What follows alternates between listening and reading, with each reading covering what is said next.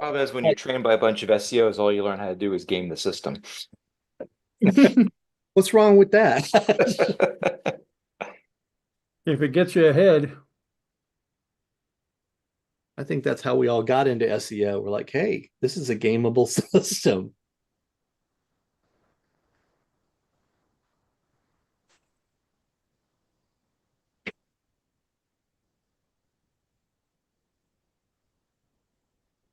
Pretty sure that's whole. welcome YouTube. Oh yeah, we're on the All teams. right. Hello, everyone. Welcome to another episode of SEO Fight Club. I am just saying hello in the YouTube chat and reminding people to ask questions because this might be another short episode. We'll have to wait and see. Um, and if it is, we tend to only get to the early questions. So if you have an important question or a topic you want to get to today, be sure you post it early. So I'm going to say ask questions. And Lee, Yes, sir. what is going on with tested SEO training? Well, we're getting ready to start talking about that in January. We're going to have a new training in February. I'm actually doing a little bit of modification of the training a little bit to accommodate some of the new things that have been going on. Not so much with the um, algorithm, but just more effective ways of implementing what I teach. So that's going to be new and fun. But other than that, just trying to get through the end of the year, the holiday season, and all the disruptions that is Google. Yeah, it looks like they're gonna stir the pot all the way to the end of shipping cutoff. So my heart goes out to ecom this year. It looks like a rough one. Um, but in general, in the past, when this type of thing happens, what we tend to see is recovery on or after December 26th, when the rest of Google likes to go on holiday until after the new year. So, my theory is that a lot of things that are troubling people right now will probably lighten the hell up on or after December 26th. So So we'll you're see. issuing the just hold on for 9 more days. Yeah, yeah. So, let's wait and see what happens. We'll see. I know that Google said that this is the biggest core update, and core updates can last 6 to 8 weeks, especially the big ones. Um, but they also like to go on holiday, so these are opposing forces for them. That's an So interesting statement. The biggest core update. Do you think that's just because, the content is growing at an exponential rate? So just processing anything is inherently larger every single time you do it? Well, they keep promising huge change coming in 2025, and so I wouldn't be surprised if they want to start the year off with a bang, and that probably means they need to get critical pieces into place now, so that they can be tested and reliable for whatever's coming next. So I'd imagine if they're rolling out new capabilities, then they're probably rolling out new hardware to support those capabilities. They need to do load testing. Um, so if the change is real, then there's a lot of DevOps stuff that needs to happen. Yeah, but that would be scary to do given that everybody wants to have the holiday off. It's like, are you sure we need to be doing this at this time of the year? Can't we do it in January? Well, the one thing we know is AI waits for no one, and Google is probably tired of having their hat handed to them in that arena. So my guess is they're probably going to try to come out swinging in 2025 and take the lead. If they are smart, that's what they do. If they're not, they'll let ChatGPT run all over them again. But See, we'll I see. look at it from like the corporate standpoint, and I'm thinking somebody has committed to something, or an executive made a declaration that this must be done, and now there's like, okay, we got to scramble, we got to do this to get this done, otherwise, because we don't want to be the team that held up X, so and so's project. Yeah. So you look at everything through a CYA corporate lens. Oh, for sure. And when it's corporations, that's all there is. There's one lens, it's self-preservation. That's all it is. Yes. Yeah, and I saw that Google came out saying that the Disavow tool is a billable waste of money. And I know they were digging at services that manage it, and I kind of agree with that sentiment, but that billable waste of money is a mess that they built. So they created it. If people shouldn't be using it, get rid of it. If people are using it wrong and don't know what it's for, well, whose fault is that? You know? So, I hate to say it, when you come out saying that, disavow services are a billable waste of money, I really have no one to blame but Google. Yep. So do better. What do you think, Lee? Am I being unfair?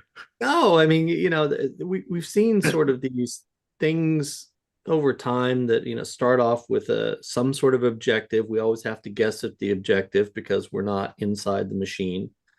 But, I liken this to, the Core Web Vitals stuff, which when it came out, you were one of the first ones going, this is the dumbest thing in history. And, it proved you right going down through there. And then they've had to back off, major pieces of that. So now it's barely mentioned. It's like mentioned, you should do this, but they're saying you should just do it because it's good for your users, not because, there's any sort of algorithmic this, that, and the other. So you have to wonder when you look at the disavow file, what was their thinking? What were they trying to do? When did they know that this thing was, a disaster internally that was just either because it was being misused or abused or whatever? When did it become a problem? When did they realize that? And how long did it take them to come out here and say, hey, it's a problem? Yeah, I fundamentally like the idea that you can take links that you don't want and get them expunged from your record. Like, I think that's a useful thing because I know that toxic properties exist and I've had them pointed at me and I've had that hurt and I've had remedy after that, and remedy felt good. So, if there is a path to take unwanted, backlinks that are intended maliciously or off topic, or whatever the case may be, and to properly handle those, it would be good if Google could express how that can be done. And if it's not the disavow tool, then shut that thing down because you're lying about what it is. It's a link disavow tool. If it is not a link disavow tool, rename it, redefine it, rebrand it, or get rid of it. Stop lying. Or educate your customers, because one of the things I went to, it was 2023. I went to PubCon. It was a very white hat, conference, and this was a topic of conversation. Even Gary Isles talked about this particular thing, and what it looked to me from that and all the subsequent information that we have about the disavow is that the white hat community was looking at it. I go back to where you've talked about this a lot over the years, that as you get larger, your backlink profile becomes the average internet backlink. they're not, it's quality links is a small sites game. So this is Ted Kabaitis special here. And it looks like SEOs, white hat SEOs, were taking a look and saying, "Ooh, these are average internet links. These aren't quality. Let me bundle them up and get rid of them." And they were harming themselves in the process because average internet links still have value. It's just the toxic ones. And I don't think that people could recognize the difference between a toxic link and an average link. And so it may be that, Google just recognized that, hey, the people that are using this, the people that are trying to follow what we're trying to do are just shooting themselves in the foot with this tool. And, we don't find it that helpful in our system anyway. So kill it. Yeah, and that's you're probably right. It's probably the strict white hats that believe every word from Google. They're the ones that are shooting themselves in the foot over and over and over again. The rest of us treat it different. We don't throw average links in there. Yes, let me ask you this, and Charles as well, because both of you guys have enterprise in your background. In your enterprise days, did you use Yep. the disavow? My disavow file had 3 domain names in it. I only ever disavowed at a domain level. All 3 of them were scorched earth to Google and redirected at my sites. And anecdotally, it wasn't science. I needed recovery, so we threw everything at the wall for recovery, and we recovered. So does that mean that it worked? Well, no, we did too much at once to call it proof that the disavow does anything. But on those 3 occasions, disavow was part of the recovery. We only disavowed whole domains. We did see recovery. It was unscientific. But here's the thing, going back, because I remember you talking about this, this enterprise site that you worked on, how many millions of links did it have from which you chose 3 to get rid of? All right, so we're going back to when PageRank was published in the Google toolbar. We walked that website up to PageRank 8. And when it was teetering in the toolbar between 7.9 and 8, that was at that time about 12.5 million backlinks on that one site. We had 15 of them. So you had 12.5 million quality links and 3 bad ones. Well, I wouldn't say they were quality. I would They're the say average links. Yeah. Yeah, built on the averages, and they I'd say they were old domains and lots of repurposed old backlinks. So there may have been some grandfathering going on in the ecosystem. So Charles, since Ted does not know how to properly amp up his disavow tool, how did you guys use it in your various corporate, your various? I've used it a grand total of once, and that was about 12 years ago. And it was because a specific page had a manual penalty against it. And the vendor that they had used, this was BC before Charles, the vendor they used to buy links would not remove the links. So I told Google this was the vendor we purchased from, this is their name, these are the links, and I put them in I said, I can't get rid of them. They will refuse to take them down. So I'm just going to put them in my disavow file. And that was acceptable to Google. They're like, okay.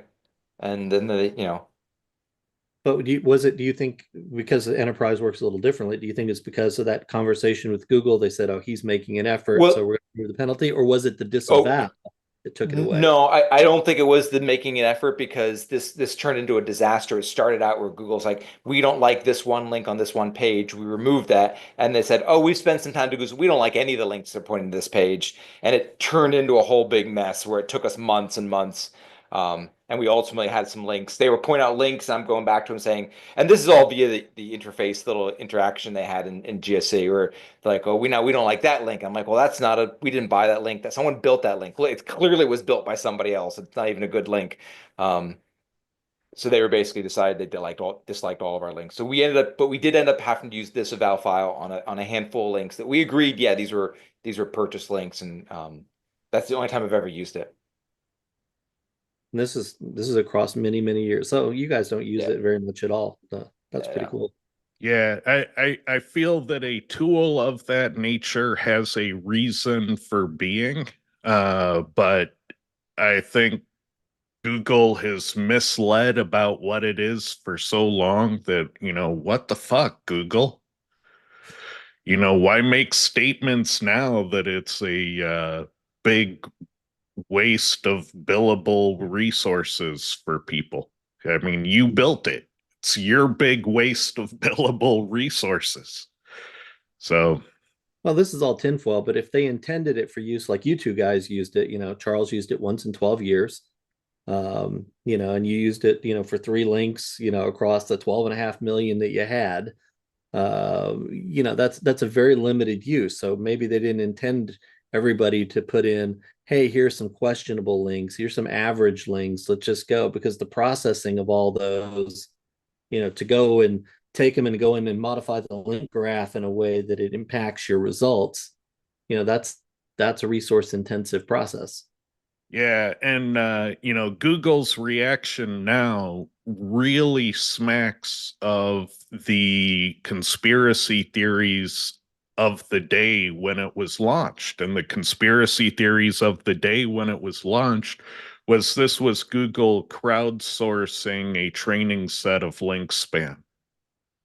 And the fact that they're saying it does nothing anymore, it really smacks that they lied to everyone, and that's what it was. It was crowdsourcing a training set for link spam, and they don't need it anymore. So these people that are making services about managing it, that's all a waste of billable resources. Well, Google, you lied. Those people built businesses based on the fact that they trusted you that this did something. You can't just point the finger at them and say it's all their fault. You lied about what this is, so get rid of it if it doesn't do anything. They also have a history of deprecating things and not telling anybody. They did that with rel pre, rel next. Um, they came out and said, "Oh yeah, we haven't been using that for almost a year now." Snicker, snicker. And I remember they laughed about it. I'm like, well, that's not funny at all. You've got people that were spending dev resources to do something that you said should be done, and then you just, without any announcement, you just stopped using it. Um, yeah, that one, it annoyed me the way they kind of reacted to it, because that's like, And that's not cool, Google.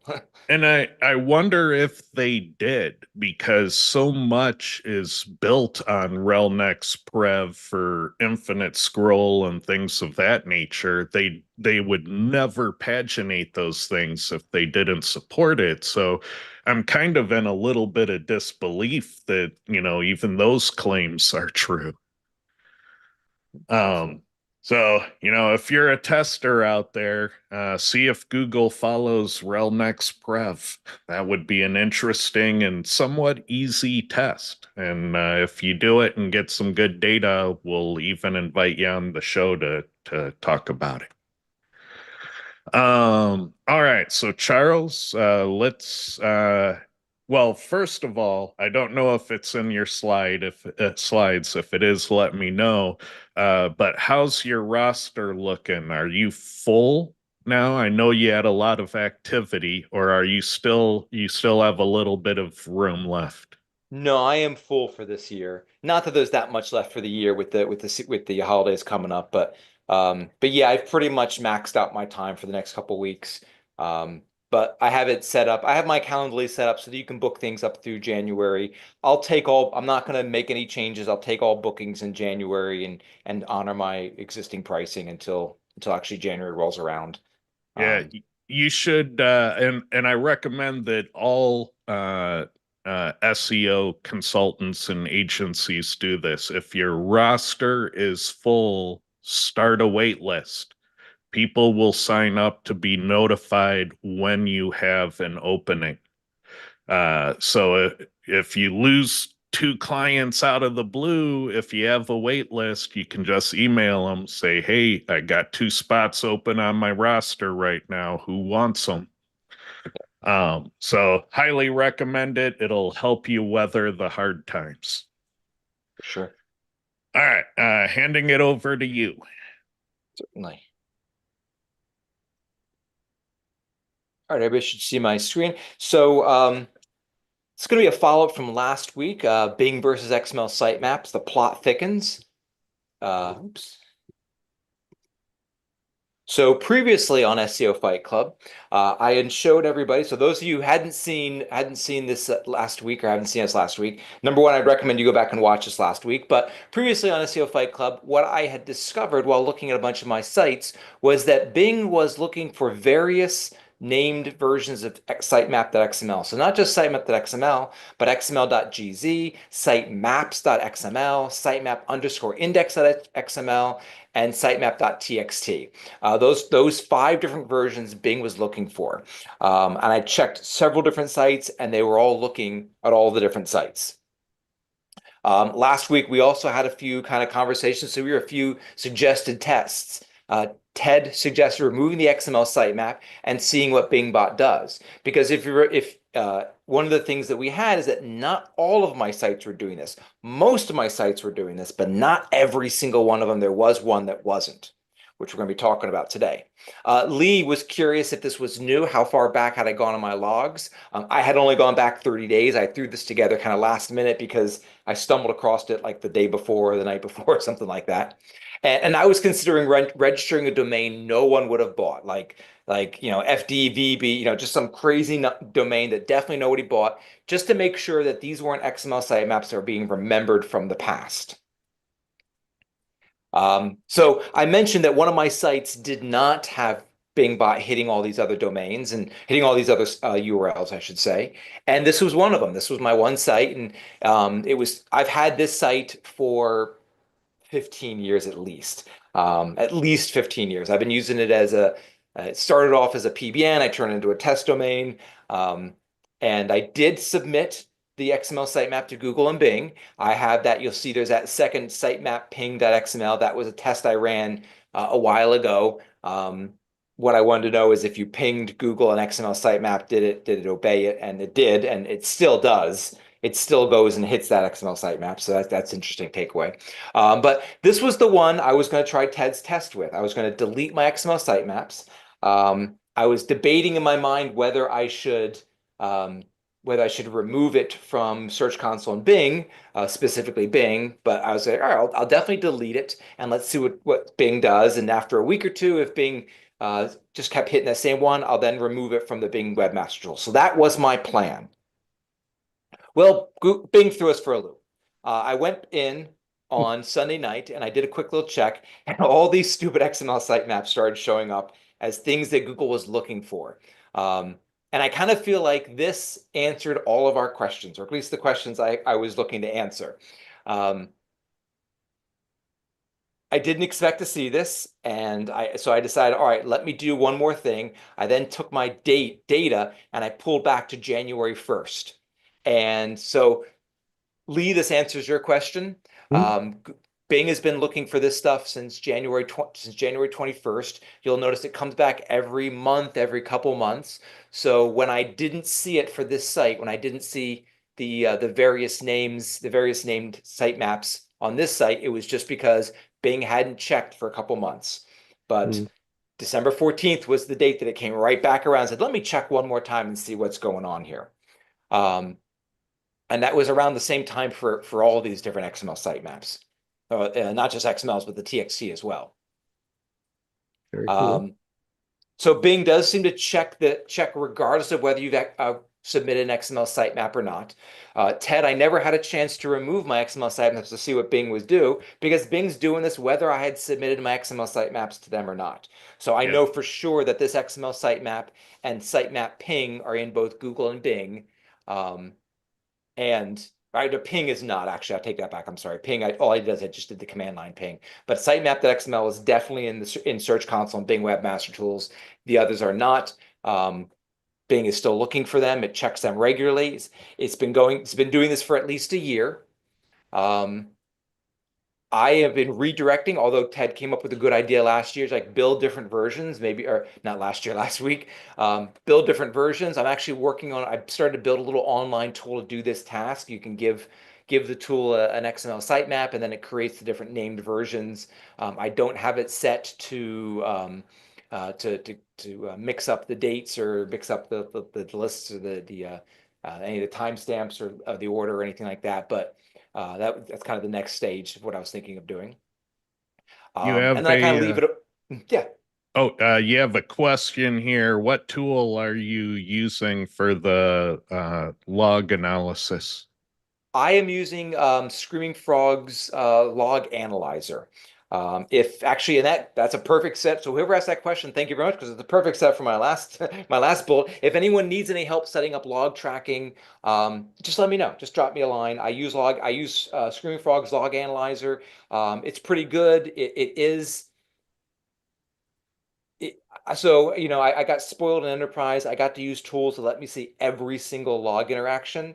You use most of these log analyzer files. It will then segregate out the Bing and the Google and the Yandex and just show you that stuff. That's cool that it does that. It makes it simpler for you. I like looking at everything and then trying to figure out what's going on and what's not going on. I like looking at people that are trying to fake us out and pretend like they're Google. I like to see all that stuff. Whereas these log file tools, they do a little sorting for you automatically. Not the end of the world. For most sites, this is just fine. When you start getting into really heavy issues, maybe attacks and things like that, you may have to start looking at some of these, higher end tools. But yeah, Screaming Frog has a log analyzer. It's pretty cheap. I think like $100 or so a year. Maybe more. Price might have gone up. I don't know. Don't quote me on it. But that's all I'm using, and it seems it does what I needed to do for all of my individual sites without a single problem.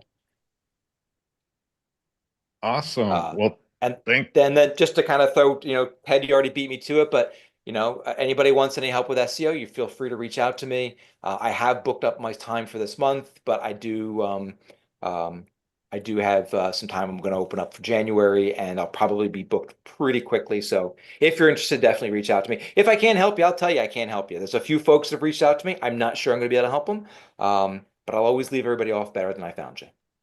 Yeah, and he will try to give you a referral to someone who might be able to help you. So we all kind of do that. If we can help you, we'll try to help you find someone who can. Yeah. Sure.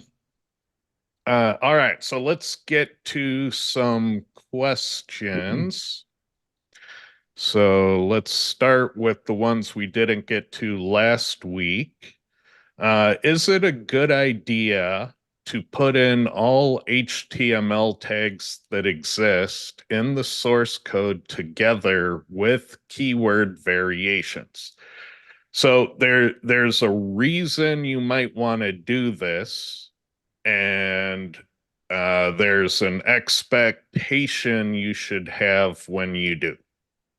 All right. So the reason you'd want to do it is you would want to fix a signal diversity problem. And if you have a diversity problem, that might actually do the trick for you. But it really depends how much of a diversity problem you have. So if you are ignoring off page and you are ignoring schema, then this might not be enough to solve your problem. If you are ignoring your topical relevancy, if you are ignoring keyword density, then this might not be enough to solve your problem. But if you have all those other things dialed in and you're still having a diversity issue, then yeah, this could be a fix on that signal diversity. What you cannot expect a tactic like that to do is to by itself increase your rankings. So if you have an MC4 like algorithmic demotion, then you would not be getting full credit for the SEO you've already done. if you fix the diversity issues causing that demotion, then yeah, you should kind of shoot like a rocket and get full credit for your SEO. But that's only if you have those problems and only if the diversity in the on-page signals is where your problem was. So, what do you think, Lee? This is one I agree with everything you said there. There's an element of this that I'm going to talk about for a minute, which is one where Ted and I have friendly disagreements, and neither of us has data to prove our opinions. So I'll just highlight this, and feel free to chime in, Ted. So if you take a tool like Cora, Ted built Cora. It measures, I think, it's over 100,000 factors that you've measured. Primarily, in most reports, you'll get about 1,500 or something along those lines that spit out. So when you built Cora, you built it so that people could take measurements, not because all 1,500 things that you measure are ranking factors or known ranking factors. They're a way for people to prove or disprove. So for me, when I look at something and I see, oh, keyword in a section tag is correlating highly, I'm not going to sit there and go and try to put a section tag around a damn keyword so that I check that checkbox, because I don't believe that section tags are a ranking factor. So I would say don't do that. Ted, on the other hand, might sit there and say, well, perhaps it is a diversity signal. So the mere presence of it, adds one to the plus diversity, checklist sort of things. And so he would do it.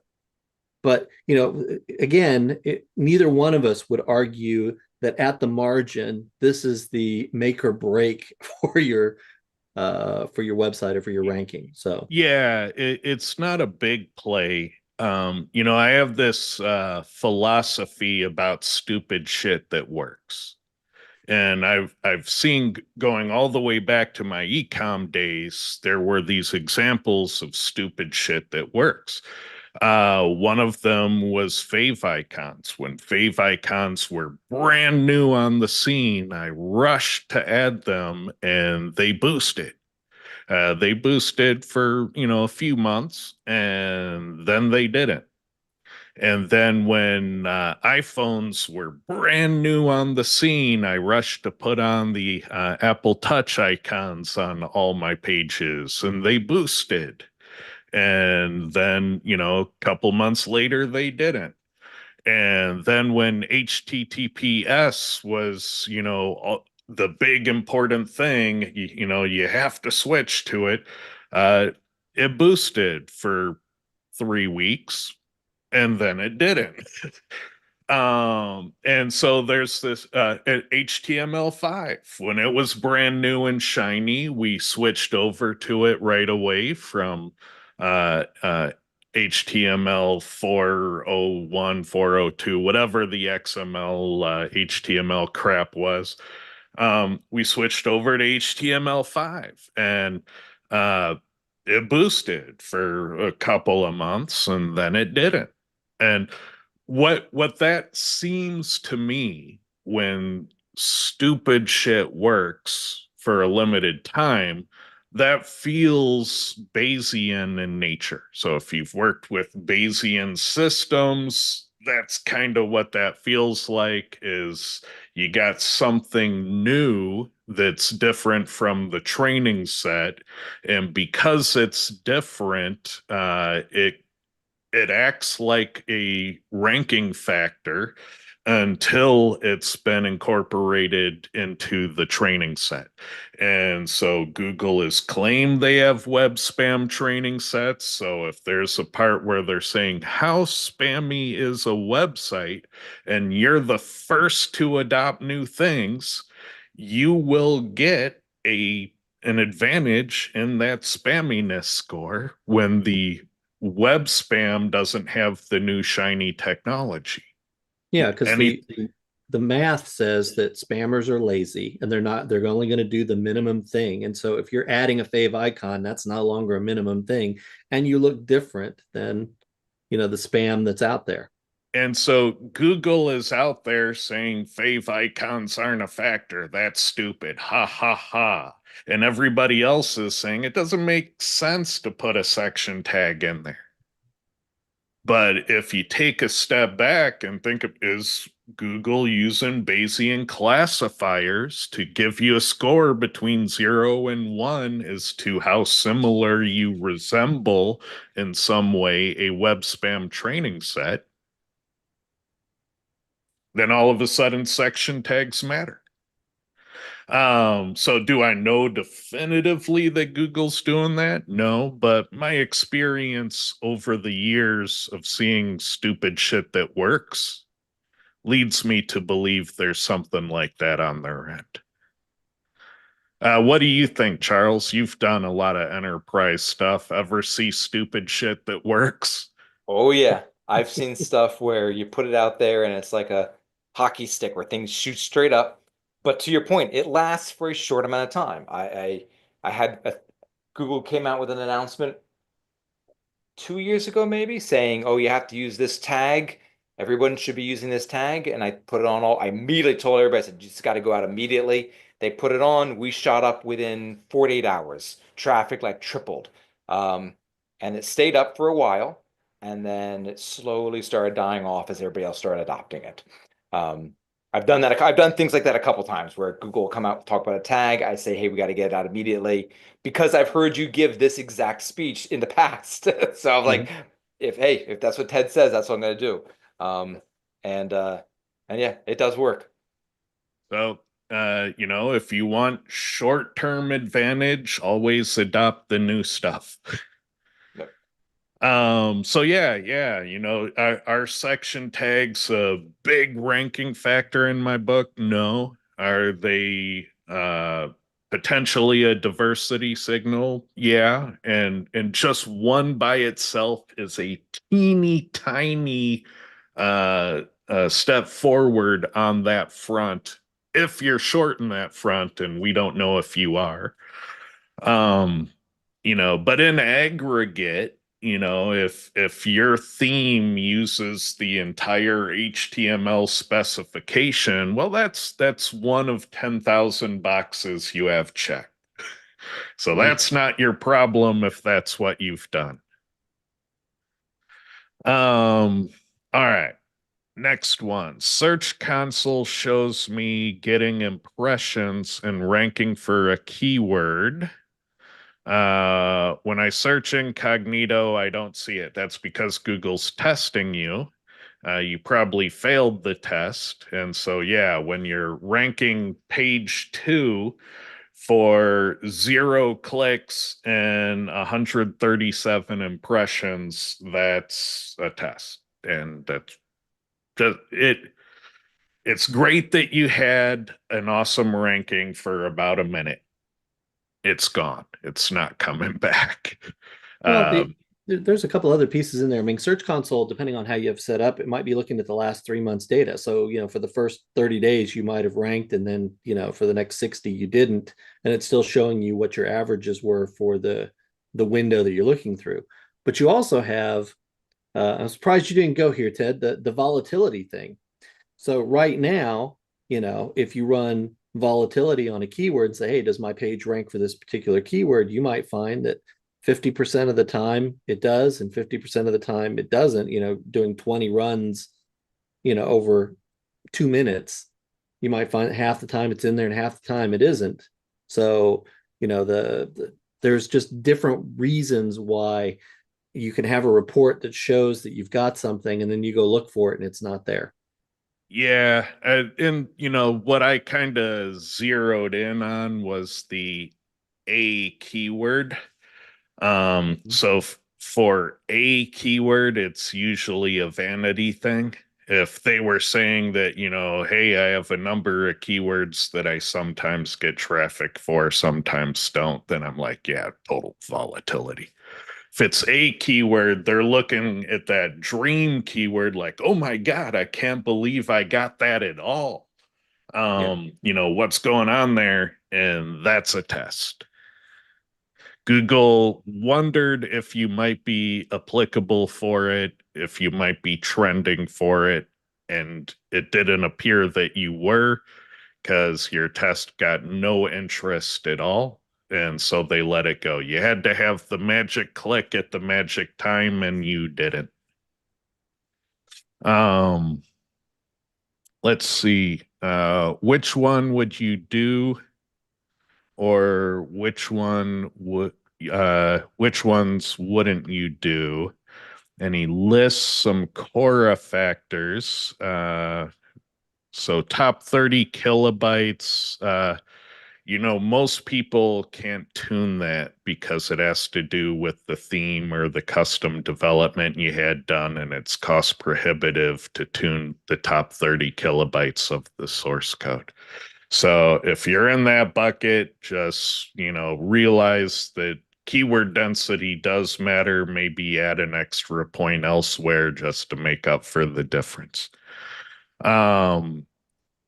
Variations in ID attributes. We know that that is a no index zone. What we don't necessarily know is if that no index zone can still boost. So don't know on that one.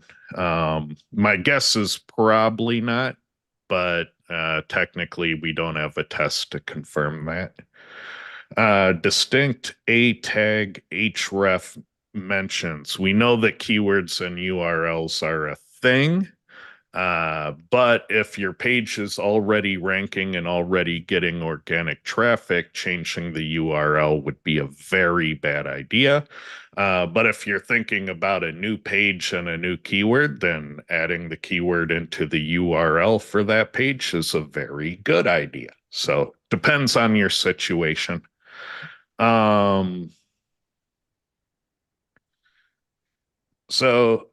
Any thoughts on those?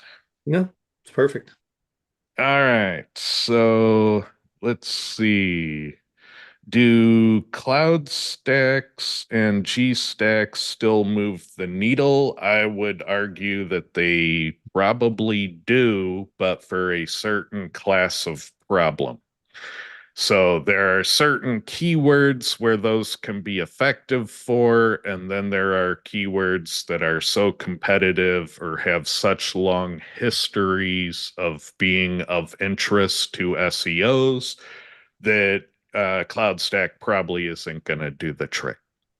So it depends on the scale of the problem. That is a useful tool for certain types of problems. What do you think, Lee? Yeah, I think that you're right about that. I think that part of this comes back to, a fairly common uh, misunderstanding that comes around where people will look at clouds and saying, "Hey, you're getting a link from Amazon." I'm like, "No, you're getting a link from, a subdomain of Amazon, which is a whole different site. It doesn't have the power of the root, Amazon domain, and same thing with all the other clouds and with Google properties as well. Now they do have historically they've had some times when Google seems to favor those particular things, and then it's advantageous while that favoritism is going on, and then it seems to wax and wane over time. So, just it'll work a little bit, for like you said, a certain class of problem, and sometimes for certain time periods. So there's a Lee question here. Any tips for getting GMBs that can be used to test, especially since Google's cracking down on verification? No, because I didn't want to play. I haven't spent a lot of time playing in that space because I see players that play in that space and they're playing a game of whack-a-mole. So you can put up, 300 GMBs and get them all verified and get them going and get them generating calls and other stuff for you. And then, tomorrow they all get, taken down because they're reported or found or whatever else. And so it's a constant churn game. And that's a game that I never wanted to get into. So I don't have, tips for playing in that space. And just be warned that if you're making or faking mailing addresses that result in mail being delivered to those fictitious things, you might be committing a crime. That's another thing, yeah. Definitely talk to a lawyer. Um, all right. Let's see.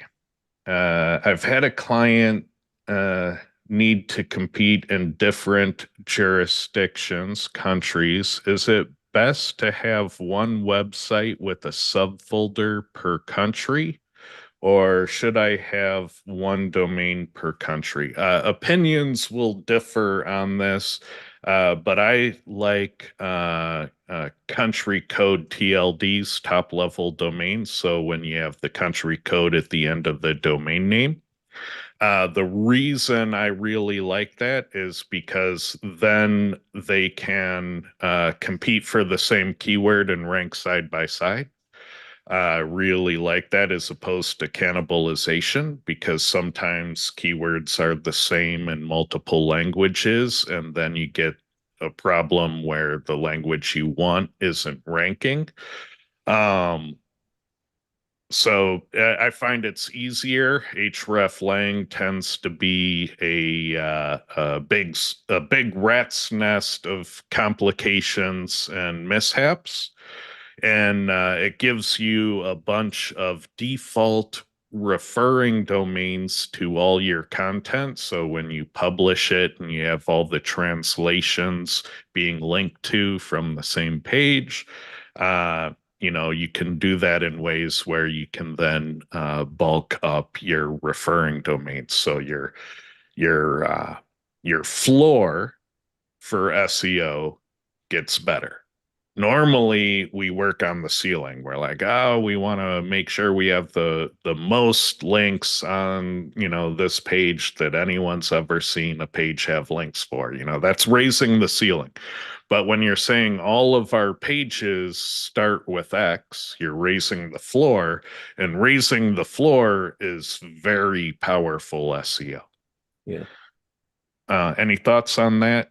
I think well, Charles has played, with multiple country stuff, so I'd be interested to hear what he has to say about, this particular question.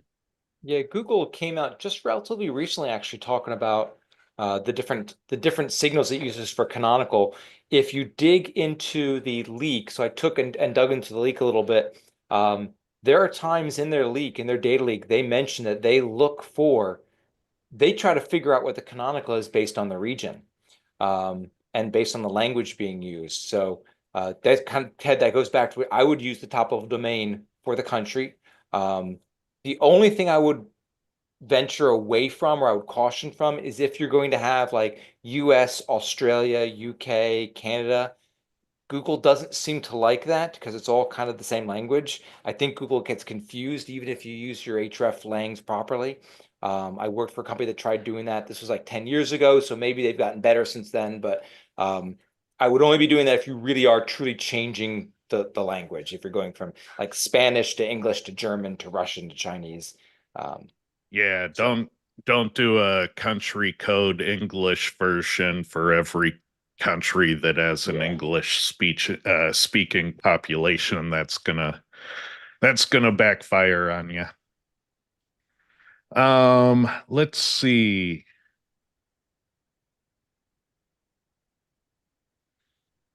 Um, let's see. Uh, that same page is indexed in Bing. Not sure what that's about. In your opinion, have the core principles of ranking in Google My Business changed recently?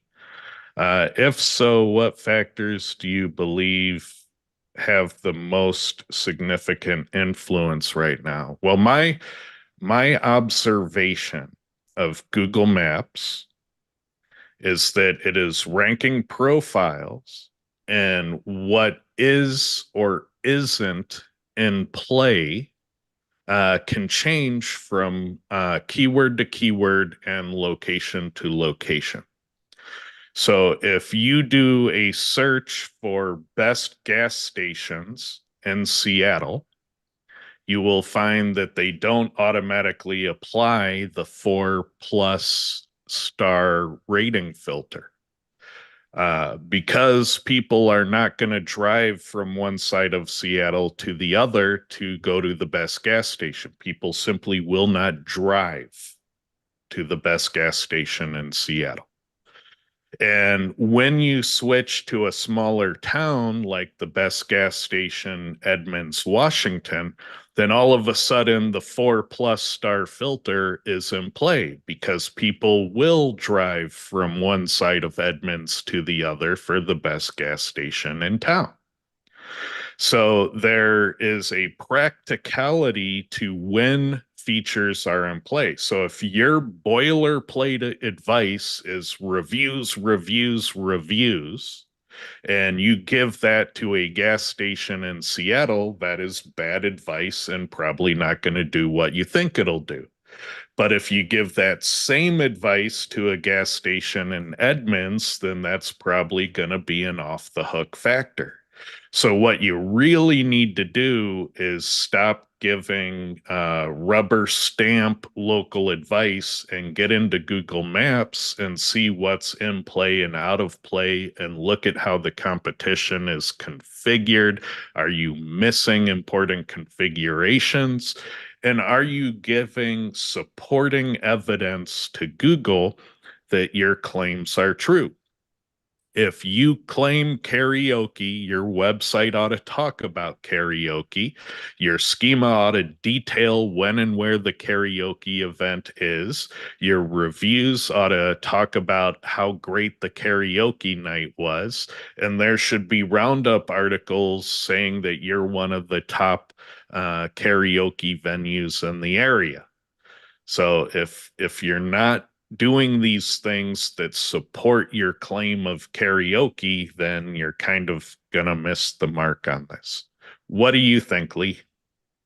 Yeah, I think I'm going to answer this two different ways. One, I think fundamentally, ranking in local has always been contingent upon two things. I got to prove that I'm a plumber, and then I got to prove that, I operate in Seattle. So, those foundational pieces have always been there. I think one of when I look at this, I know in organic, if I go back and I look at uh, a bunch of keywords, the top 100 from 4 or 5 years ago, and I look at it now, what you see is that the quality of the SEO has risen. To go back to the floor has come up. So if back then, only 25% of, websites in the top 100 had used schema, now it's, 45%.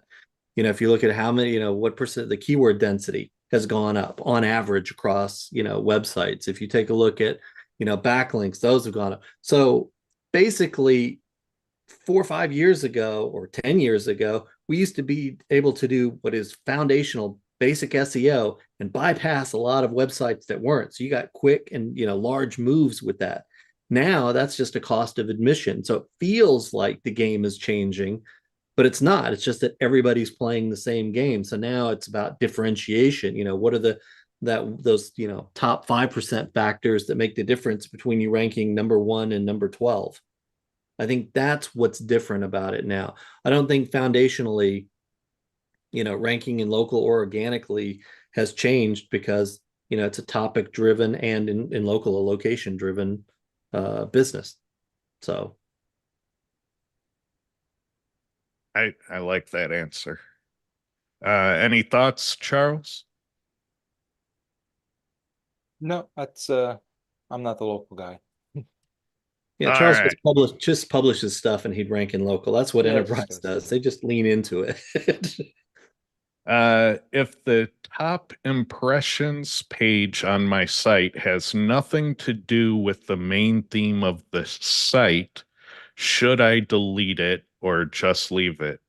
It generates very few clicks and is not relevant to my main content. Maybe break it out. Like if you think there's an opportunity there, a domain and cheap hosting will cost you $5 for the first year. Break it out, see what you can do. I would ask that you consider what is that page doing that your other pages aren't? And if you can learn from it, definitely try to learn from it. Because if it's an example of getting in front of targeted eyeballs and your other pages don't do that, then it could be a learning opportunity. Ultimately, I feel Google is right now, I think Google is a small websites game. I hear time and time again of I'm making a directory site and Google crushed me with the helpful content update. Well, you know who's not getting crushed by the helpful content update is small specialized sites. So it seems that there is a size of website you have to be crushed by these new Google updates. And if you're smaller than that size, then Google gives you a pass. So, if you feel like your directory strategy is being crushed by all these Google updates, it's because, yeah, everybody had the idea of let's be Yelp, and Google can only support one or two of those. You can't have every site as Yelp. Like, that can't be the way. And so if that's your strategy, I would come up with something better. What do you think, Lee? Yeah, I agree. I think that, at a certain level, when you look at topical, the topical nature of a site, it can get problematic if you have a lot of that. I know that Honey did a consult on a site. Let's just say it was a plumbing site. It wasn't, it was an e-com site. We'll say it's a plumbing site. And part of the strategy that the SEO used was to write about viral events. So they would have blog posts on SpongeBob SquarePants. Right now they would have a blog post on, the Yellowstone, season finale or something like, which has nothing to do with plumbing in Seattle. But what it did do was it drew a lot of impressions and a lot of clicks, and it suppressed, the things on the site that mattered. They started to be viewed as sort of, entertainment and some other things because that's what they were writing about. And all of a sudden now you have, 10,000 blog posts on everything under the sun except plumbing. So you're not ranking for plumbing because now you're just an infotainment site. So with one particular blog post that's getting a lot of impressions, I'm less worried about it. But I would still look at an opportunity to, can you move that onto a different domain, still capture the traffic, and maybe, use the traffic for something else.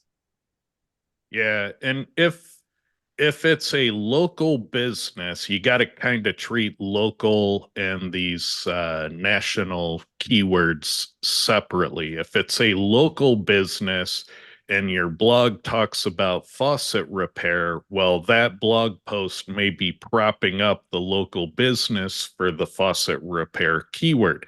So you need to investigate in those cases if those pages are doing legitimate local work. If it's not a local business and you have a blog, I'm more of a fan of separating the blog from the business website because they can rank side by side and they'd probably do better that way. And so you can fix a ton of cannibalization issues. You can let the SEO be aggressive in the blog where you're not letting them be aggressive on the product page. So separate them. You'll have two assets that are valuable at that point. But back when you did your blogging, I mean, you had, for example, jewelry websites. Would you have written, a blog post about, the Yellowstone season finale because it's a traffic generator? Well, it depends. Like if you add Yellowstone merchandise, then absolutely there's synergy. Mhm. So if what your money making portion of the site is poker tables, then the blog about man caves can get into keywords that poker table site can't really do. Right. So if you want to get in front of popcorn machine keywords and sell poker tables, that's a legitimate angle to go. But there has to be that synergy, and so yes and no. It There has to be a depends. connection, is Yeah. basically what you're saying. You're not going to write about Yellowstone season finale to sell sterling silver amethyst bracelets, but if you Yeah. had, Yellowstone pendants, then hell yeah, you do it. And putting a bunch of popcorn machine pages in your store is going to piss off a lot of people. And so that's not the answer. The answer is break out the blog, have it be about man caves, and popcorn machines are found in man caves. So boom. Um, let's see. All right, so now we can get to our current YouTube questions. Let's see. JP mentions they aren't cracking down on verification. It's been the same for a long time. I'd still be careful about it. But JP is probably more up to date than most people on that. Yeah. He's Let's definitely see. somebody that plays in that space at scale, so he would know. Yeah, yeah. And he's known people that have run afoul of those laws. So uh the most of the cautionary tales about breaking laws with local SEO and GMBs have come out of groups that JP is at least tangential to. Um, let's see. Will or can Cora be able to break down AI overview optimization? Well, an SEO by the name of Anand in the Cora Skype group has already released information on getting into those. And for a lot of them, it can be quite easy. It really involves getting your website performing in Bing because ChatGPT and SearchGPT are kind of using those things. Now, if you want to get into the Google AI aspects of it, that's probably a different route. Step one of all of that is if you're blocking all bots, but the ones you recognize, you've probably hurt yourself. So you need to make sure that you're allowing Common Crawl so that you can have your website trained on by these models. And then whatever the search GPT style bots are, that might visit in real time, you need to make sure that you're allowing those. So we're kind of in the age where being super strict about bot traffic is probably a bad idea. You want to block ones you know are bad and unwanted, and then you probably need to let the rest through. So, take a different approach of being more graceful and tolerant of bots in general, because you never know what the next big important one is going to be. But do block SEO tools that you don't use. Like 99% of the SEOs that watch this show still don't do that. And so you're letting all these people analyze your tuning standards and get them for, $29 a month because that's what the special was to get started on a platform. So just block them. If they have no business being there, tell them to piss off. What do you think, Lee? Yeah, I agree. It looks like, or at least at this particular time, Claude Anthropic uses Common Crawl as the basis for its stuff. There are several that use Bing to feed them, and Google uses Google, but Google doesn't play well with others. So Google only is the only one that gets to use Google. So I think indirectly, Cora does help you because if you're ranking well on Google and Bing, you're probably going to rank well for all the AI stuff the way it's done, at least right now. So So we have a question about how you test in local as of late. And my recollection of your local testing was it was a little bit black hat. But what are you doing lately? Well, here's the thing. So if you have access to a number of GMBs, you can test some strategies by going and making changes within the GMBs. If you don't, and you want to test things in local, like how well does CTR work on this type of CTR, or do these type of links move the needle and stuff like that. You can do that by SEOing somebody else's stuff and seeing where it goes. Now, in all fairness, yes, it's black hat, but I don't test negative stuff on it. I test stuff that has a reasonable impact. So I've never had something that pushed somebody down accidentally from my testing. It's either moved them up or not at all. I mean, depending on what you're testing, because the most common test result you get is it didn't do a damn thing. So, those are kind of the rules of that. So if you're trying to help out result number 89, Yeah. like it can't get much worse than that to begin with. Yeah, and if you're doing something in maps and you pick somebody who's number 15 in maps, I mean, there's only three that matter. 15 is where nobody's going to crawl down that far, generally speaking. So if I move you, even if I move you from 15 to 20, there's no harm, no foul there. But if I move you from 15 to 5, I know that the technique works and I can add that to my toolbox. So yeah, I'd still be reluctant to do positive SEO on a unknowing website. I think the risk there for them to sue you when their business fails just isn't worth it. but that's fine. I mean, it's like who built the link, or who did the CTR, or who did Yeah, the yeah. whatever. It's for me, it's been there's only been a couple of times when things have moved down, and those have been personal. So that's all I'm going to say about that. Speaking of backlinks, how do you determine whether a link opportunity is worth it or not? If they're asking for money, it's probably not going to be worth it. Just letting you know that by the time you get to historic page rank 4 or 5, you pretty much need to be getting your links for pennies. And beyond that, when you want to get to page rank 7, you had better be getting them for free. These are powers of 10. All right.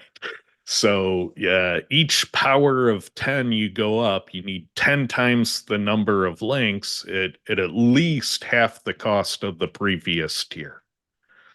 And by page rank 6, 7, you need to be getting all of your links for free. So you need to be doing television ads or viral marketing or really black hat stuff. So, you should outgrow manual link building as an honest white hat business. Link building is designed to give you a good start so that you can perform organically like a smaller medium business until the point you are a smaller medium business, and then you will grow through better marketing practices. But you should not be buying links in perpetuity. That is a terrible use of resources. So you need to be more scientific about it. You need to be more skeptical about it. Just realize there is a point where buying links for $100 a pop is not going to move the needle. Yeah, I agree. Let's see.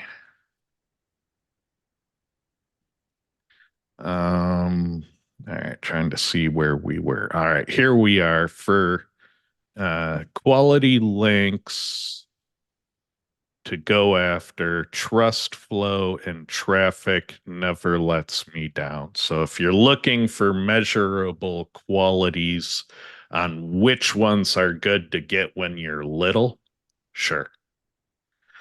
But there'll come a point where you'll get so far up the page rank ladder that even that won't serve you well anymore. So just know that you outgrow link building and you want to be mindful of the costs. Let's see. I had a very informative call with Charles last week and highly recommend. He gave me a great list of homework, and I'll be booking another call once I get through it. So thankful. There you go. You got your first public review. Hold on one Yeah. second. I just have to ask because, the black hat in me. Is your mom's name Abigail by any chance? No. So, Just asking about the nature of the review, Or is your wife's name Abigail? Screenshot this, Charles, and put it in your reviews carousel. That's actually a really good idea. Let's see. Ted's dropping F-bombs. Look out. Yeah, sometimes I do it. I do it for emphasis. It's how I verbally do bold text. Let's see. The Disavow Google Links was just a huge organized crowdsource narc hotline. Possibly. I mean, it could be, but that means Google was lying about what it was in that direction. So, Google, if it doesn't do anything, get rid of it. Stop being, bad.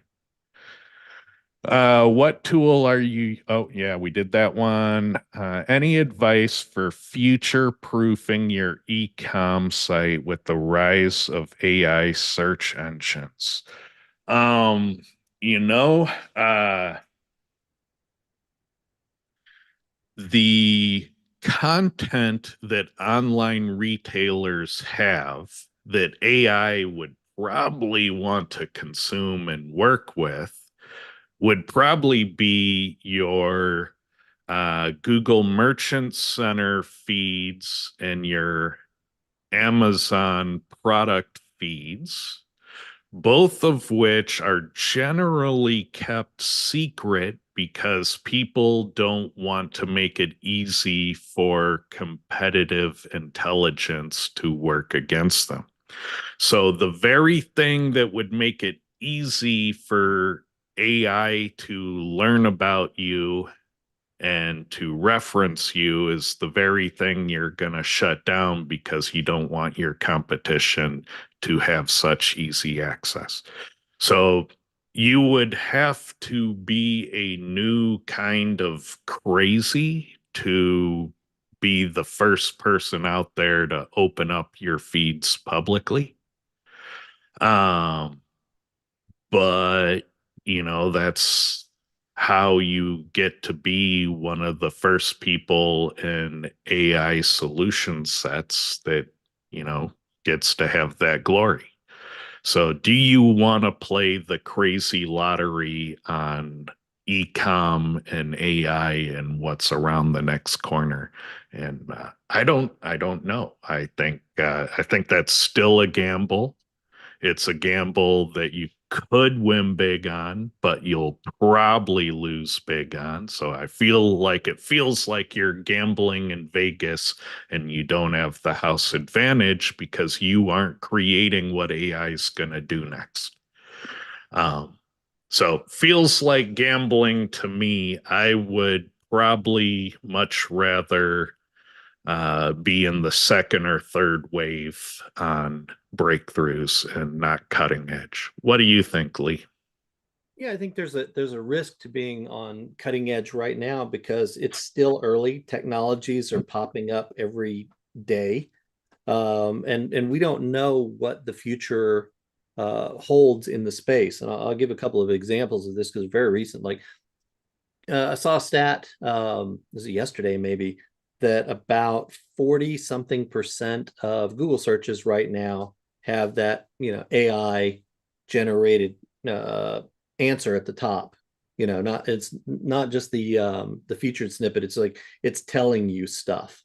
So how does that impact clicks, on the stuff down below it? And as a result, if my clicks for my content are going down, do I now block Google, from my stuff because they're stealing my content to feed their answers, or those sort of things? And what about these other, they're saying, right now, Chat GPT, a lot of people more are going to Chat GPT and switching away from, Google and Bing and stuff like that. So if these AIs become the answer engines and stuff like that, how does Google respond with that? What do they do to keep the people on their platform? Because otherwise nobody clicks on, any ads. They're not just going to, seed search to, a whole bunch of new AI browsers and a bunch of new AI technologies. And we don't know how any of those AIs, Google's or others, are going to select which websites or which pages, that they utilize for the information to display. So right now, there's just way too many unknowns to start picking an optimization strategy or even a strategy until somebody starts to emerge as a clear leader and best practices start to emerge. Otherwise, you are gambling. You're sitting there and saying, I'm on the leading edge. Here it is. And if you happen to be right, you look like a genius and a hero. And if you're wrong, you spend a lot of time, energy, and resources for nothing. So, And I find these things are all kind of mixed in together right now. So I was running a test over I started it months ago. I had a couple of domains. I took a buddy of mine's information, scraped it off of LinkedIn, threw together an AI generator, and I was testing Google Knowledge Panels with Schema. And I set these things up, and my test didn't really go as Lee was mentioning. Most tests end up becoming unsuccessful, but just over the weekend, he went into ChatGPT and asked it about himself, and it cited the two spam sites I created, the two test spammy sites I created. And it blew him away because he thought someone was scraping things. And I said, no, no, no, that was me. But the point is, here we had a website with information and schema, and it was being used in AI. So I think there's a lot of crossover in the knowledge between SEO and AI. I think to lead to your point, there's so much that's still going to change. We don't know what it's going to look like in a year, much less 5 years. But I think, while I definitely agree, things are going to change. It's not going to be the same in 5, 10 years as it is right now for sure. Just, keep learning, keep doing these things, keep testing out these new tools, and you will be part of the cutting edge. And you'll also be able to say, hey, I remember this thing that no one else remembers. Right. So you remember ChatGPT? Whatever happened to that? You never know. Shout out to all my friends out there who remember Dr. DOS. Dr. DOS. Let's see, what can be promised in terms of SEO results? I know most of the time nothing can be promised, but the clients want to hear at least, or else they don't trust us. They don't, Well, here's the thing. You got to be careful about what you promise, because you have to recognize that there is a third party involved in the outcome. And so clients and SEOs get too focused on the client SEO relationship, and there is an SEO Google relationship. There is a client Google relationship. And so a good portion of the time we are at Google's mercy on the timing of things. So if you are promising site-wide results in 3 months, yeah, sometimes during the year you can deliver that. Sometimes during the year you can't. And so you are putting yourself at the mercy of what time of the year it is. And I think that's a bad idea. And you can't count on your client to say yes to all your ideas. You can't execute all your ideas in 3 months. And so you got to be rational about this. So I think the thing you can promise consistently is I am going to consistently take steps to get your business moving in a better direction. And some steps will come with a little hurt, but in the long term, the overall direction's going to be better. And that's what you can commit to. And I can also promise you that if you're hiring me on 3-month engagements, that one of your competitors that has an in-house SEO that they're going to work with for the next 10 years, they're going to think more long term than you, and that's going to come with some serious advantages. Because if the only strategies I'm ever allowed to do are the ones that move the needle before the next 3-month re-up, I mean, my toolbox is crippled at that point. So I promise you that if you view SEO in a 3-month life cycle kind of way, that the people with in-house SEOs, the people who sign 1-year contracts with agencies, they're probably going to wipe the floor with you. So what kind of game do you want to play? So I loved it being an in-house because we'd have all these 3-month SEO contract people constantly flooding the owner with 3-month strategy. And all I had to do was make sure I had my message on point for why 3-month strategy is bad, why 1-year strategy from competing agencies is bad. Because you need to have a 3-year, a 5-year plan, and none of these people are coming to the table with that. Mm. So yeah, you don't win big keywords with 3-month contracts. I think What do that you the other think, thing, Lee? I would add the other thing that happens here is I think, and you've talked about this about case studies help. We have a process. Here's what it's done for, this client, this client, this client. And you can show, and in doing that, not all of your case studies are going to show that they, went up 100% in 12 months. Some it might be 15%, some it might be, 38% or whatever it is. But generally there's that upward trend. We have a process, it generates results, but we don't control the magnitude of the results because we don't control Google. And that's got to be a very real part of your discussion because it can happen. The other thing that you don't control is things that go on in-house. I was having a conversation yesterday with a couple of SEOs and kind of swapping sort of the SEO nightmare stories. We had one where the client had a dev that was trying to solve some particular issues and decided they wanted to make sure that Google was crawling just certain portions of the site and not other portions, which in theory may sound good, but one of the things they didn't want them crawling, they blocked the sitemap from them. And when they blocked the sitemap, off a cliff go those rankings. Well, the SEO had nothing to do with that, but now they've got to find it, identify it, clean it up, and then recover from it. And so those you also don't control is the helpful people internally that are doing things to the site and some of the related things. So yeah, I mean, the best you can do, I think, is just say, hey, we have a process. Here's how it works. We can control what we do, but we can't control the outcome entirely because we're not in control of certain factors. I will promise clients that whatever I do to a site, I can undo.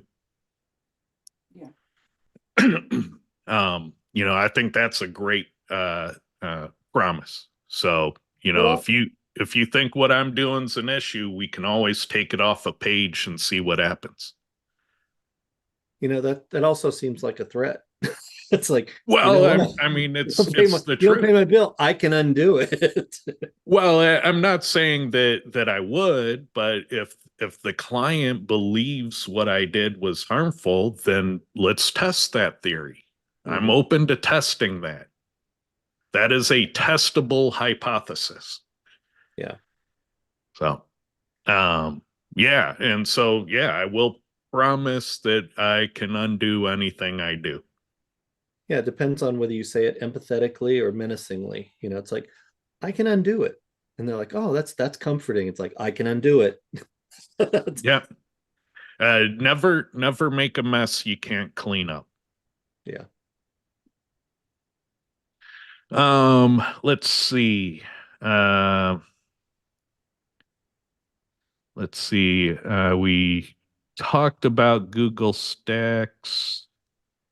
But let's see, that might be different. Are Google Stacks and Cloud Stacks Black Hat, or are they safe to link directly to my money site?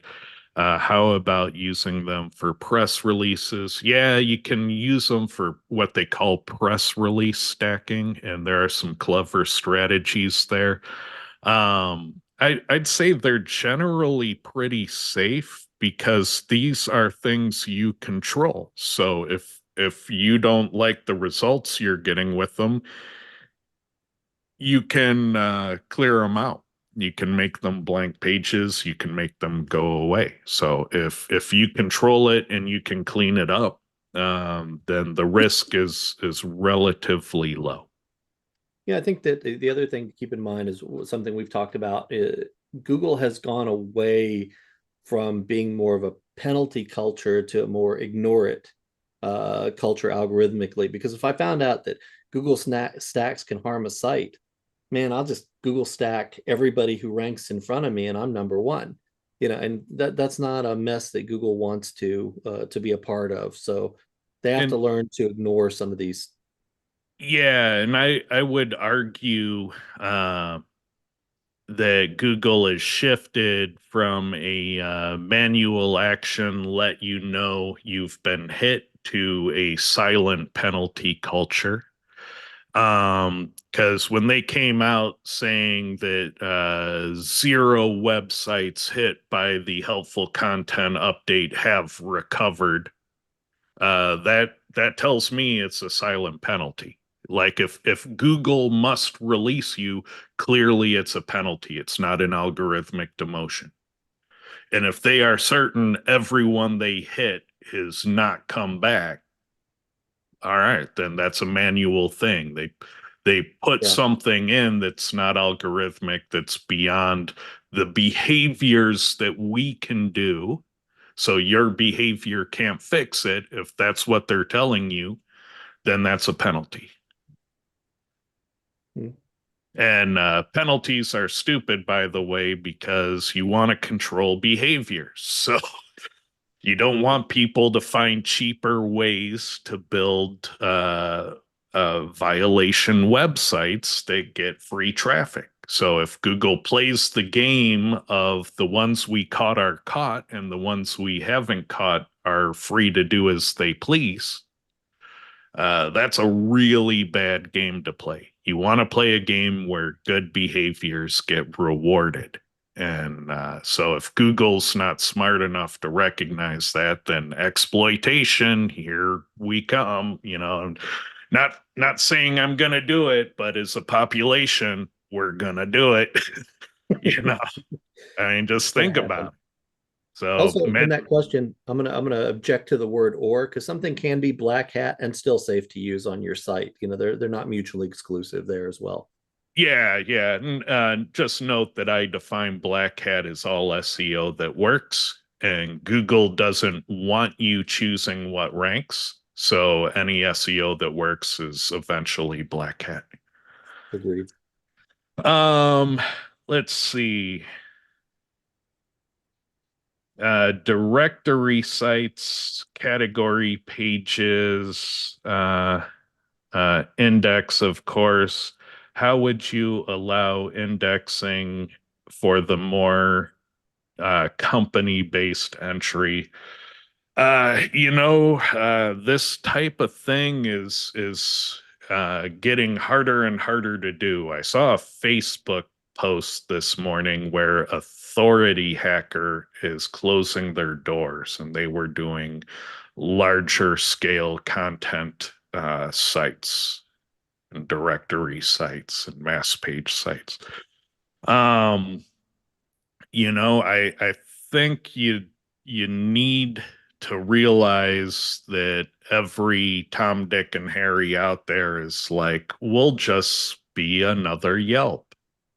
And everybody thinks that there can be hundreds, if not thousands, of Yelps. And I don't think that's gonna end well for most. I think the best people out there at doing it,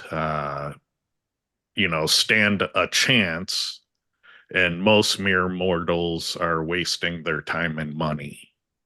And so I would ask the question, is this something that you're looking to be the best of the best and planning to do for the next 15 years? Because if you're not, you're probably not going to win in that arena. Let me switch that question around a little bit. When would you no index a page? When would I no index a page? Yeah, because they're asking about sort of the I generic. would do it to potentially to clean up a mess I've made. So if I have 100,000 shopping carts indexed in Google search results, I would go to the shopping cart source code and put in a no index and potentially 404 it and see, whichever works fastest to clean up my mess. Mhm. Generally, I don't want to trust Google to do the right thing. I feel like when you trust Google to do the right thing, that's when you learn that Google doesn't give a shit about, doing the right thing. Google's going to do what Google does. All right. And so if you want Google to do the right thing, you have to limit Google on the front end so that they don't have the choice to do the wrong thing. And that's the only way you can guarantee that Google will do the right thing. If you try to use meta tags and robots.txt to enforce where and when Google goes to pages, that usually doesn't end well. So just know that that's a very fragile way of doing things, and a better way is when it's Googlebot, don't draw the add to cart features, don't draw the faceted navigation. Then Google can't get all tangled up in them. Yeah, so that's not really a no index. That's a just don't let them see it at all, so they can't even Yeah, it's a no yeah. index that works. All And right, it works Charles. when you want it to work, as opposed to when Google thinks it should obey it. Yeah. So Charles, large sites, when have you used no index? What are the strategies where you choose to or not to use a no index tag? With large sites, I literally spend like 30% of my time trying to get things out of Google. It's amazing how much time enterprise spends getting things out of Google because Google crawls everything. Typically, what I'll do is I make a declaration to the dev teams that we always just must use the robots meta, and it should either be index follow if we want to rank it and bring in people, or no index, no follow if it's not something we care about ranking. It's not just a message to Google, but it's also kind of an internal communication. So when we find a page template that doesn't have a robots meta, then I know, okay, this template's been missed completely. And then I have to find the stakeholders and find out, okay, do we want or expect traffic to this page or do we not? What I typically will do if I want something out of search, if I want it out of Google, is no index, no follow it. Now, remember, a no index is really just a no display. It doesn't take it out of Google's index.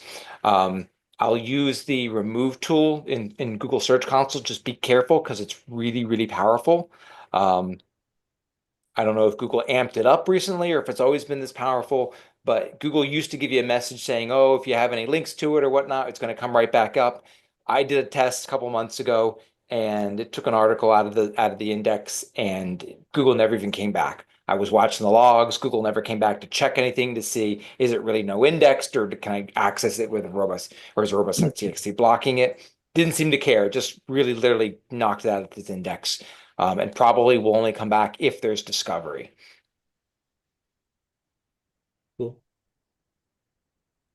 Let's see. SEO before me suggested making Google business profile locations for every metro area that the client serves, even if they don't have an office there. Yeah, I think you gotta be careful once you start, doing things that can't be verified. The furthest I would go is that you can use addresses on your website that are not verifiable. The thing you want to do is not try to verify an unverifiable address. And it seems to be the gray hat area of slowly getting credit for a location. So if you have administrative offices that are PO boxes and co-working spaces, by all means, list them as administrative locations for billing only or whatever you do with those locations, however you treat those. But just don't try to verify them. And I've seen a number of examples where people have expanded into areas with website locations that were not verified in the GMB. And so that seems to be the 6 month, 10 month, type of strategy where it's much faster to verify, but there seems to be a slow game that's played differently on the unverified addresses that are claimed on the website but not verified. And we've seen in the past where Google has discovered businesses, created profiles that are unclaimed profiles of things that use that information. So, there has been some experimentation on Google's end for doing that, creating business profiles where people haven't gone out to make them, as well as knowledge graph type of entities that are claimable. So, there are ways you can trigger those types of systems in Google, but they tend to be slow. Let's see. Trying to figure out where we left off. What I would do instead of making profiles for every location is I would make location pages for every location you're interested and let Google say no. That's a good place to start. Let's see. Both websites are hosted on a thus and such virtual min server. Not sure if that's a brand or a configuration. Saw the change of address and GSC removed. Yeah, I'm not sure. You'd have to find somebody that's familiar with things that go wrong often. And so, yeah, I'd say seek out an expert, get some direct advice for your situation specifically. Let's see. Clint says authority hacker taught niche sites, i.e., digital photography times promoting all things. Yeah. So I probably misspoke there. They were in the content site arena, and I know that that's very broad scoping. Let's see. Remove tool works for 6 months.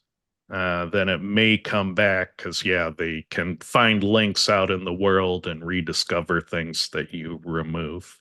So that's correct. I don't know whether it's just a coincidence or not, but our client's blog traffic finally started to recover after he stopped Google AdSense. Yeah, I've always felt that when I put AdSense on a page, it always triggered Google's suspicion mode. I don't know if that's my paranoia or not, but that's definitely a vibe I've felt in the past. What about you, Lee? Well, there's another piece, and Charles and I have talked about this, and he may actually have some data on this. One of the problems with ads displaying on your page is it changes the content on your page, which can have an impact on the rankings. So, with lots and lots of ads, you've got lots and lots of content about a variety of things that may or may not be related to the topic of your page. So, how is that being done? So on the one hand, Google loves the AdSense going on there. On the other hand, the ranking algorithm is going to penalize you for, driving your topical relevance down.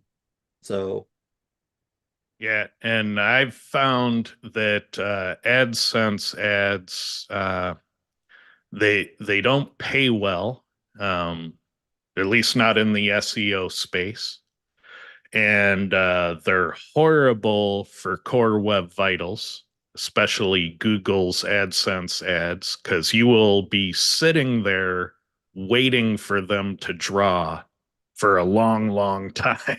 And like you are sitting and waiting. So that cannot be good for core web vitals.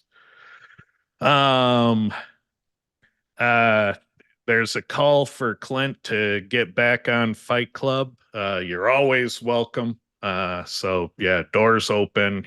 He knows where the links are. He knows how to use them, but Clint's a busy guy. But yeah, Clint is always a welcome person on Fight Club. And so is everyone that's got some cool data or tests to share. So if you have data, this is your call out. We want testers to come share findings on the show. So run some tests, get some recent tests, reach out to us, let us know. Also, reach out to Clint because my understanding is SEO Intel still gives perks, maybe even free admission to regular testers who contribute often. So you could get some real value with testing. We don't offer you any value. We just offer you fame. That's all we can do.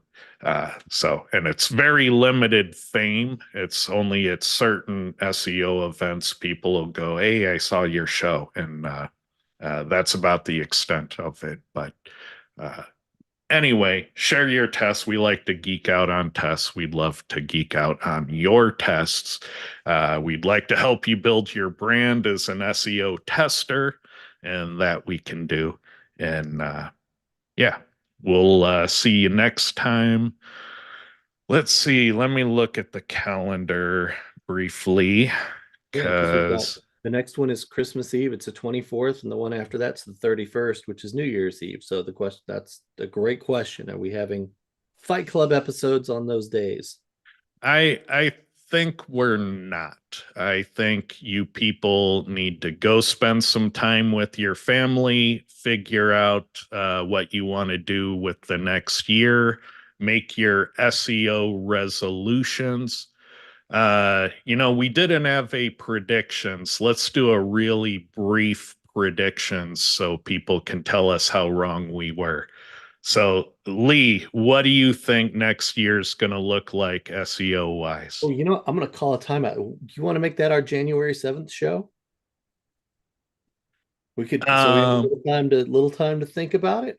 well, let's do the Off the cuff. yeah, off the cuff, and then we'll do formal predictions on the 7th. Okay, so I'll go with one that's an easy one. So in the last week, you've seen a lot of stuff coming out of Google saying voice search is going to be really different in 2025. Big changes are coming. Big changes are coming. I call bullshit. I don't think there's a lot of difference that's going to come. I think if we look at search December of 2025 and we look at what it looks like now, it's pretty much the same. Clint asks, "What do you mean, you people?" I think I was referring to testers. If there was another connotation of that, I probably didn't intend it. You But people is yeah. one of those lovely phrases that gets, let me tell you the thing about you people. It's like, Yeah, you yeah. people is- Let me tell you, I usually mean SEOs or testers. So those are the two contexts I usually intended. Um, and I definitely speak ill of SEOs and testers. Excellent. So And way to alienate the audience there, Ted. yeah. So, Charles, what's your throw out a prediction for 2025? Uh, P, all of the news sites that were slammed with the with this affiliate thing, they're all going to figure out something to do, and by the summertime, everyone's going to be complaining about it again. I don't know My what they're going to do, but they're going to come up with something. my prediction is that organic traffic is going to become more and more sparse, and people are gonna stop letting Chase have all of the free TikTok traffic. People are gonna look for other places to get traffic, and they're gonna realize it's so much easier and so much more volume than they've gotten from Google Organic, that they're gonna be like, it's a Wild West. So, are you predicting a search exodus of sorts?